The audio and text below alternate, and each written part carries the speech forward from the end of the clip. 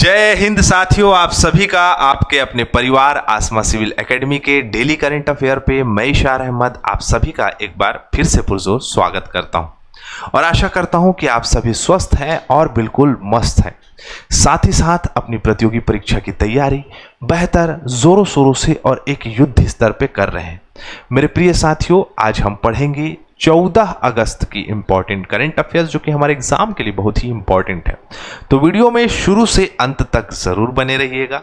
और कल है 15 अगस्त, तो हम उसकी भी चर्चा करेंगे, कल करेंगे, लेकिन 15 अगस्त को हमारा देश आज़ाद हुआ था और हम जो है अपनी आज़ादी के बारे में बात करेंगे कल। ठीक है, तो अपनी कंसिस्टेंसी बनाए रखें और चैनल में नए हैं तो चैनल को सब्सक्राइब करना ना भूलें।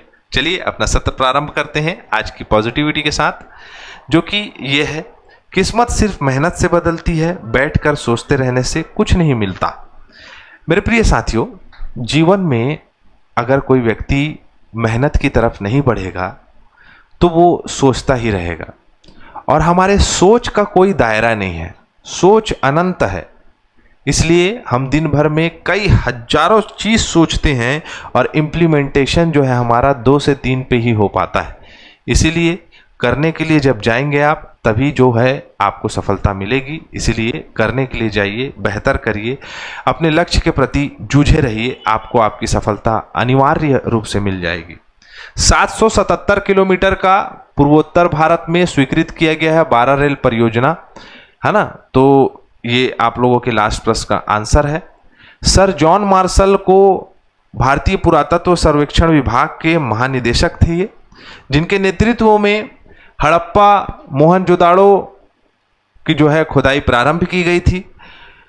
अगर हम बात करें 1921 में सन जॉन मार्शल थे, लेकिन दयाराम साहनी के द्वारा हड़प्पा खोजा गया और 1922 में अगले ही वर्ष राखालदास बनर्जी जी के द्वारा जो है मोहनजोदाड़ो की खोज की गई। ठीक है, तो आपको ये पता होना चाहिए। और भी इसमें बहुत सारी कहानी है, जैसे 1826 में चार्ल्स मेसन थे पुरातत्व विभाग के कर्ता धर्ता प्रभारी। उनको ये जगह दिखी थी लेकिन वो इग्नोर कर दिए थे उस समय, इस समय ध्यान नहीं दिए। उससे पहले ब्रॉटन बंधु रेल मार्ग बना रहे थे 1850 के आसपास। उस समय भी जो है यहाँ के ईंटों का उपयोग किया गया रेल मार्ग बनाने के लिए।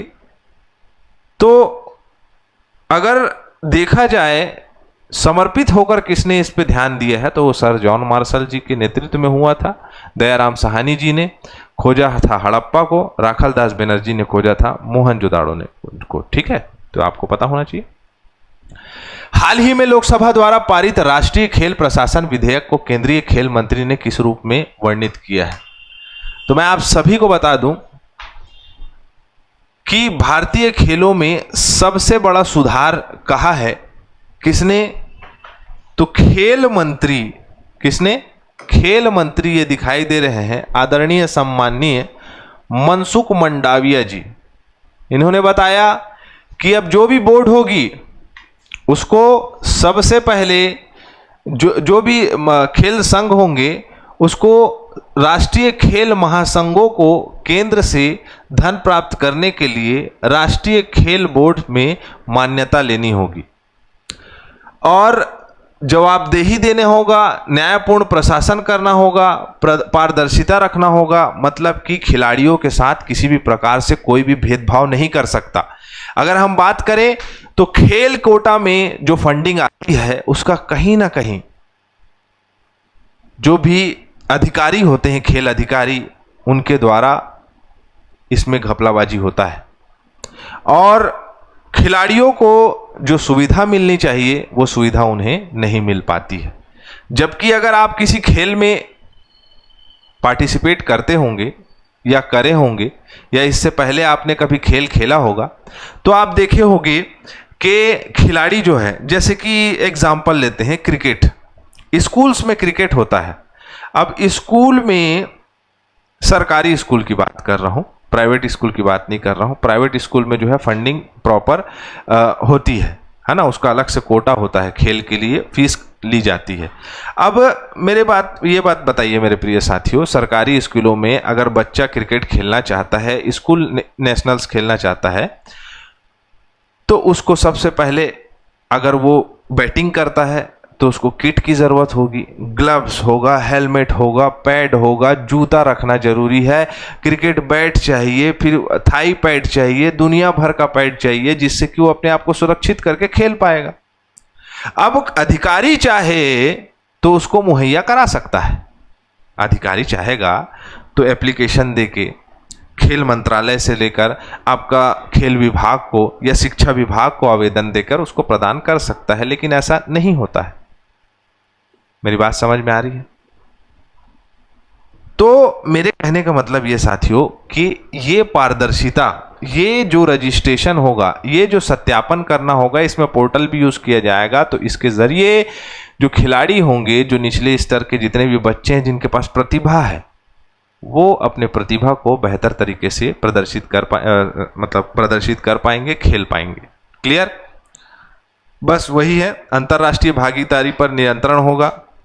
ठीक है, पाकिस्तान पार्टिसिपेट नहीं कर सकता। मुंबई हमला किया था तब से उसको क्या कर दिए हैं, बर्खास्त कर दिए हैं इस किसी भी प्रकार से कोई समझौते पर। राष्ट्रीय खेलों में न्यायाधिकरण होगा, मतलब राष्ट्रीय खेलों में प्रॉपर आपका एक एक चीज सामने प्रदर्शित की जाएगी, पारदर्शिता रखी जाएगी। जैसे कि प्रस्तावित न्यायाधिकरण के पास सिविल कोर्ट जैसी शक्तियां होंगी। खेल महासंघों व खिलाड़ियों से जुड़े चयन, चुनाव, अन्य विवादों का निपटारा करेंगे। अब क्या होता है, अब अच्छा खेल रहा है कोई खिलाड़ी, ठीक है, अब उस बीच में मान के चलो कोई नेता, कोई पार्षद, तो कोई पहुंच वाला व्यक्ति वो अपना सोर्स लगा के खेल लेगा। अब जो खिलाड़ी है उसको टाटा बाय बाय कर देते हैं। तो ऐसे में क्या होगा समझ रहे हो, वो तो शौक के लिए खेल रहा है, उसका प्रोफेशन नहीं, लेकिन जो जीवन दे रहा है खेल में, उसके लिए उसके साथ क्या होगा, समझ रहे हैं आप? सॉरी, ठीक है, चलो। तो ये सारी चीजें इसमें प्रावधान किया गया है। आयु सीमा में भी जो है इसके अधिकारियों में छूट रखी गई है। इसलिए रखी गई है क्योंकि पुराने अधिकारियों को साथ रखना जरूरी इसलिए है क्योंकि नियमावली जो बनाई गई है उनकी जानकारी, पहले नियमों की जानकारी उनके पास ज्यादा है। तो 70 वर्ष से बढ़ाकर 75 वर्ष तक के कर दिया गया है, लेकिन पहले राष्ट्रीय खेल संहिता की अधिकतम आयु 70 वर्ष थी। ठीक है, तो पुराने लोगों को साथ में रखा जाएगा, ऐसा नहीं पुराने लोग को बर्खास्त कर दिया जाएगा, लेकिन वो हमारे पिलर हैं, वो हमारा साथ देंगे। ठीक है, निम्नलिखित में से कौन सा देश अफ्रीकी ट्रिपैनोसोमियासिस या निद्रा रोग को सार्वजनिक स्वास्थ्य चुनौती के रूप में समाप्त करने वाला 10वां देश बन गया? क्या नाम है इसका? इसका नाम है केनिया। अब ये जो निद्रा रोग है जिसको हम क्या बोल रहे हैं, ट्रिपैनोसोमियासिस, बहुत खतरनाक बीमारी, ज्यादातर अफ्रीकी देशों में होता है। ये जो है सीसी मक्खी के काटने की वजह से होता है, जिसको तीसी मक्खी भी कहते हैं। ठीक है, सीसी मक्खी चाप देती है जिसको, उसको हो जाता है क्या, तो यही ट्रिपैनोसोमियासिस, निद्रा रोग, ह्यूमन अफ्रीकन ट्रिपैनोसोमायासिस, जो कि निद्रा रोग है। जबान नहीं पलट रहा है, अजीब टाइप का नाम है और अजीब टाइप का रोग भी है।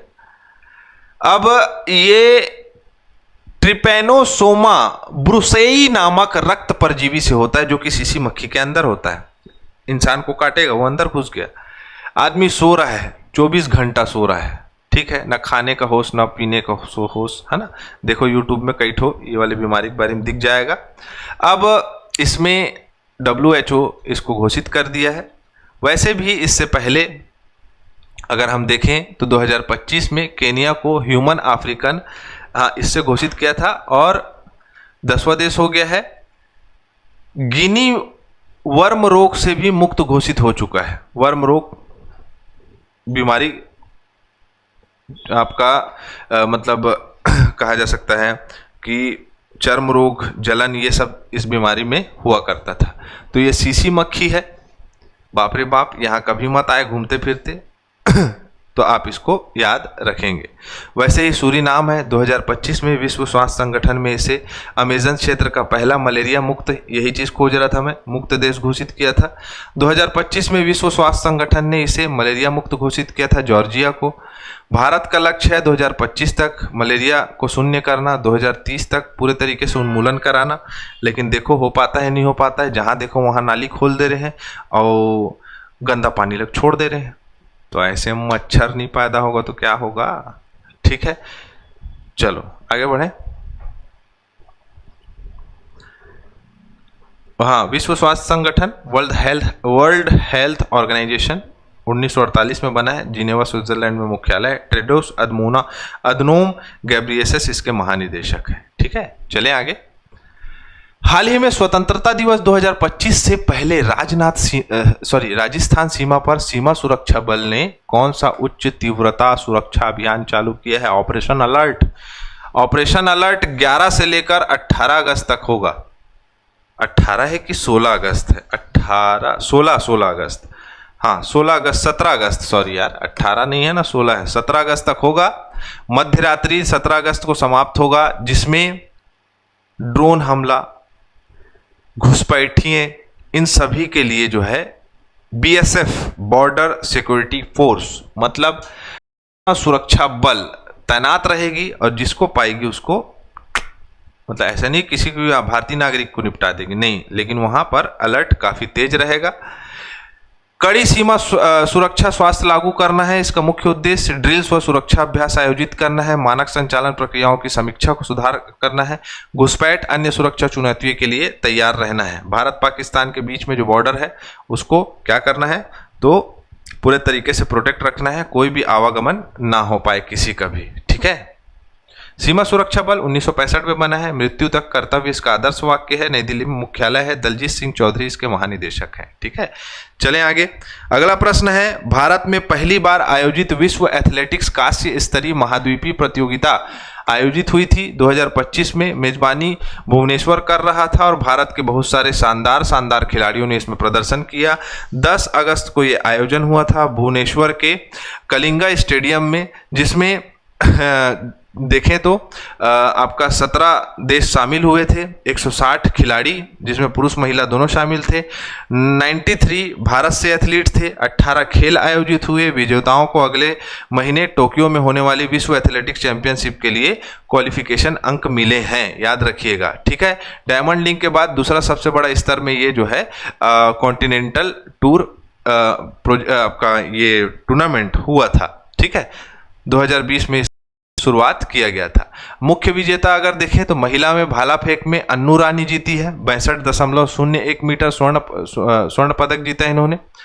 हटरा बाग लेका श्रीलंका के हैं, 56.27 मीटर फेंका था भाला फेंक। दीपिका तीसरे नंबर में कांस्य पदक जीती है। पुरुष भाला फेंक में रमेश पथिरंगे हैं श्रीलंका के, शिवम लोहाकरे हैं भारत के, सुदेमा जे रणसिंघे हैं श्रीलंका की। लंबी कूद में भी मुरली श्रीशंकर ने स्वर्ण पदक जीता है, शहनवाज खान ने आपका रजत पदक जीता है और भारत का ही लोकेश सत्यानाथन वो कांस्य पदक जीता है, ठीक है। तो ऐसे ये संपन्न हो चुका है, ठीक है। चले आगे। अगला प्रश्न स्क्रीन पे ये रहा, पाकिस्तान से हो रहा है ड्रोन हमला। अब ये हमला कैसा है, तो नशा का सामान और हथियार तस्करी किया जा रहा है पंजाब बॉर्डर में। तो इसके लिए बाज आंख एंटी ड्रोन सिस्टम चालू किया है पंजाब सरकार ने, ठीक है। भगवंत मान, क्या नाम है, मुख्यमंत्री भगवंत मान सिंह जी ने इसको स्टार्ट किया है। और उड़ता पंजाब देखे हो कि नहीं देखे हो मूवी? क्या है, जहां पर जितने ज्यादा स्वस्थ व्यक्ति रहेंगे उस क्षेत्र में नशा का आदत डालने वाला जो है लोग ज्यादा आएंगे। ये कैसे? पंजाब के क्षेत्र में वहां की महिला लोग जो है ट्रैक्टर चलाते हैं, है ना, ट्रैक्टर बोलते हैं हमारे यहाँ छत्तीसगढ़ में, इसलिए ट्रैक्टर बोला। एक्चुअल प्रोनाउंसिएशन उसका क्या है, ट्रैक्टर है, ठीक है। तो ऐसे मत बोलो सर ट्रैक्टर बोलते हैं, ट्रैक्टर भाई, ठीक है। तो ट्रैक्टर चलाते हैं, हमारे छत्तीसगढ़ी में ट्रैक्टर बोलते हैं, इसलिए ट्रैक्टर बोलता हूं मैं, है ना। डॉक्टर को डॉक्टर बोलते हैं चलो आ जाते हैं। तो उड़ता पंजाब मूवी में ऐसा नशा बेच देखना, शाहिद कपूर है उसमें, नशा कर करके स्वाहा हो जाते हैं। तो ये सब सारी चीज़ें बीएसएफ इसमें मिल के काम करेगी और 593 किलोमीटर की दूरी है भारत पाकिस्तान सीमा, रेड क्लिफ लाइन पंजाब में, उसमें जो है पूरा सुरक्षा करेगी। पहले 2024 में 263 ड्रोन पकड़े हैं और 2025 में 137 अभी तक पकड़ लिए हैं, समझे। नशे का सामान बेचेंगे, हथियार बेचेंगे, ठीक है। अब बोले सर बेचेंगे तो यहाँ का रुपया वहाँ काम आएगा क्या? अरे रुपया के जगह अगर सोना ले रहे होंगे तो, अरे रुपया की जगह में अगर यहाँ से कुछ खाने पीने का सामान ले रहे होंगे तो आप क्या जानते हो? तो वही चीज़ बता रहा हूँ मैं कि ये हो रहा है। चले आगे। 13 अगस्त को विश्व अंगदान दिवस मनाया जाता है। पोबी तोरा वन्यजीव अभ्यारण्य में खरपतवार पार्थेनियम मुक्त अभियान चालू किया गया है। महाराष्ट्र के मुख्यमंत्री दिशा अभियान चालू किया है बौद्धिक अक्षमता वाले छात्रों के लिए। उदयगिरी F-35 और हिमगिरी F-34 लड़ाकू जहाज जो है नौसेना में शामिल किया गया है, 26 अगस्त को शामिल किया जाएगा। रमेश बुधियाल, क्या गेम है भाई? Surfing championship, Asia surfing championship 2025 में रजत पदक जीता है इन्होंने, ठीक है, सॉरी कांस्य पदक जीता है भाई, रजत पदक नहीं। हाल ही में भारतीय रेलवे एशिया के सबसे बड़ी 4.5 किलोमीटर लंबी मालगाड़ी का सफलतापूर्वक परीक्षण किया है। इस मालगाड़ी का नाम क्या है आप बताओ फटाक से। सिंधु घाटी के लोग निम्न में से किसकी पूजा करते हैं? चलो बताओ तो। हमारा सत्र यहाँ कंप्लीट होता है। वीडियो को शेयर करना ना भूले और मैं इजाजत चाहूंगा। जय हिंद, जय भारत।